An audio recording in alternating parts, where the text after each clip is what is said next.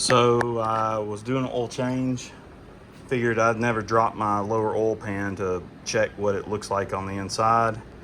And this is it, guys. I mean, I can't say that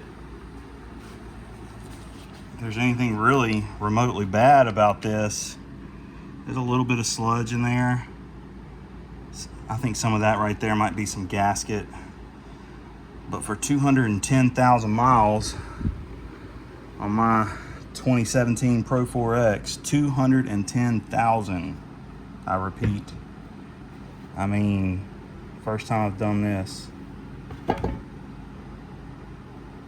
I mean, guys, like that right there is what oil changes every 3,500 to 4,000 miles get you, and using good oil. I mean, that is just, I don't give a shit what you say. That's great.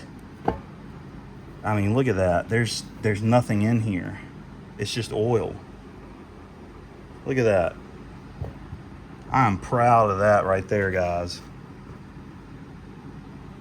So 3,500 to 4,000 miles, I changed my oil on that truck, and I use Valvoline Restore and Protect. And even though it calls for 020 oil, I'm using 5W30, and I have been for a while on my truck. I think that other stuff's water and it's too thin as a joke.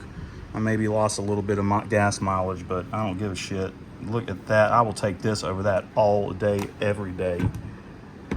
I mean, that's amazing.